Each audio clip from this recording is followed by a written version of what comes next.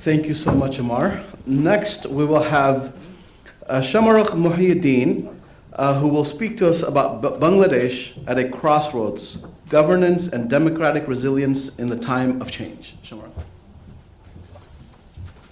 Thank you to the organizers, and thanks for including Bangladesh in the conversation. We often forget the Muslim countries in that part of the world in Asia, so I'm glad that we're able to focus on those as well. So as you might know, Bangladesh went through recently a very turbulent time in 2024 with the ouster of an authoritarian government, followed by elections this year in February. And these elections were seen as a momentous occasion for the country, not having credible elections for a long time, and finally in February ending the authoritarian rule and holding new elections. So let's talk a little bit about the elections, then I'll come back to some of the broader themes. So turning to the elections this year, the BNP, which is the Bangladesh Nationalist Party, won the election by a landslide, led by Tariq Rahman, son of former Prime Minister of Bangladesh, Khaleda Zia. And he secured 2/3 of the seats. It was the main opposition party, prevented for a long time from participating in the elections by the previous government. So in the February elections, there was one ballot to determine the parliamentary winner and the prime minister, but also another ballot that was a referendum seeking popular consent for new reforms that would essentially reform the architecture of the governance of the country. So that was called the July National Charter. The July Charter refers to a new political framework that emerged after the uprising in 2024 that was led by student leaders actually and civil society groups. And the key themes included limiting executive power because people felt that the Prime Minister's office was too powerful, electoral reform, which included strengthening the election commission, ensuring neutral election administration, or what is called the caretaker government in Bangladesh, judicial independence, security sector accountability, including demands for accountability of the special forces set up by the previous government, constitutional and institutional reforms, including term limits, checks and balances, decentralizing power, and just general broader parliamentary oversight, and of course, media freedom and securing civil liberties. So in the election, the voters by a majority actually voted yes on the referendum, about more than 60%. And it's not a binding document, but it was agreed that the newly elected government that's in place now would implement these reforms. It's also important to note that for a long time, since 2008, Bangladesh has been going through a system of power alternation between the two main parties, the BNP, which is in power now, and the former regime, the Awami League, but not in the ways that you would see in a healthy democracy. Because each government and each party was involved to some extent in election manipulation, and also in one-party dominance, basically marginalizing the other party completely and preventing them from operating freely, especially around election time. So the election this year carried the weight of a society that was trying to break from the cycle of competitive authoritarianism. And I know that this is a phenomenon we're talking a lot about in the US nowadays. There was an NPR article a couple of days ago about whether we have that here in the US, but I would say in Bangladesh that's been the case for the last several cycles.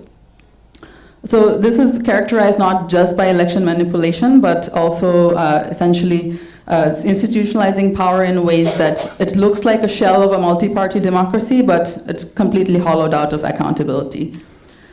So in the last several years, the elections have not been fully free and fair, but this year, because there were several international observers, the pressure was high, people feel that the elections actually were more credible, and the result of the elections was this current BNP government, which came out with a lot of expectations from the public.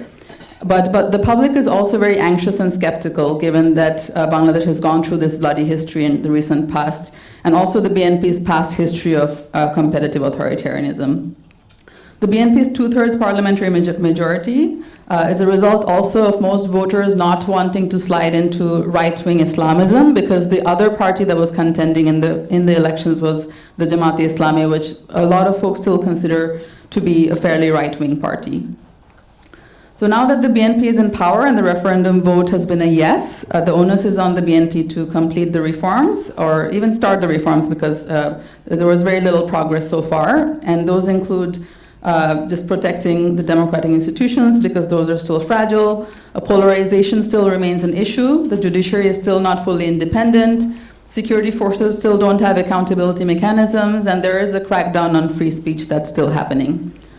In other words, the structures and the architecture that were in place before the elections during the authoritarian government are still very much in place, which is why the reform-minded people felt that only a change in government and the leader will not be enough. You actually need widespread reforms to take place in the whole system. So the July Charter vote was very important in that context, and the changes proposed include decentralizing power from the Prime Minister's office and the term limits and the other changes that I mentioned, which would essentially represent a departure from the autocratic legal and institutional frameworks that Bangladesh has had previously. But implementation still remains uncertain because of procedural uncertainties, but also because of a lack of political will. Before the elections, the BNP had itself signed the July Charter and indicated a yes position on the referendum, which actually helped it secure the two-thirds majority in the parliament. But so far, several of its leaders have obstructed the passage of some major reforms into law, effectively stalling the very accountability measures that it formally accepted. But this is a dangerous path for Bangladesh to take because it's still fresh in the public's minds how a monstrous repressive state had emerged during the Hasina years, including lots of disappearances, enforced disappearances, a crackdown on freedom of speech, and overall a situation of a culture of fear. And on top of this, recently Human Rights Watch has raised that even after the elections, people are not freely able to express themselves on social media, and there has been some arrest of journalists during this time.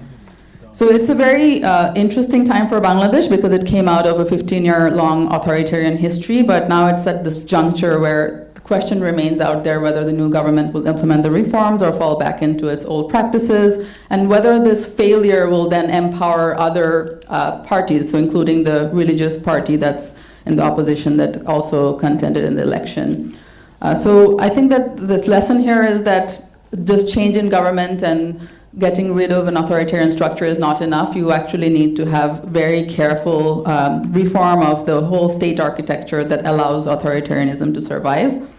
We're yet to see a movement in that direction in Bangladesh. And as far as the US goes, there has obviously been a retreat in looking at human rights and governance issues. During the time that we had the last regime, there was a focus on these issues under the Biden administration, which has now kind of changed, obviously, as we all know, that human rights are now the focus. So the US is very much focused on commercial diplomacy and security issues that are very sort of close to US security issues broadly in the Indo-Pacific, not looking at sort of directly at the US-Bangladesh relations, but more sort of through a lens of South Asia security issues. So we're at a very interesting juncture, and I think that we can have an interesting discussion later about where we go from here. But those are some of my remarks about where we are post the elections. Thank you.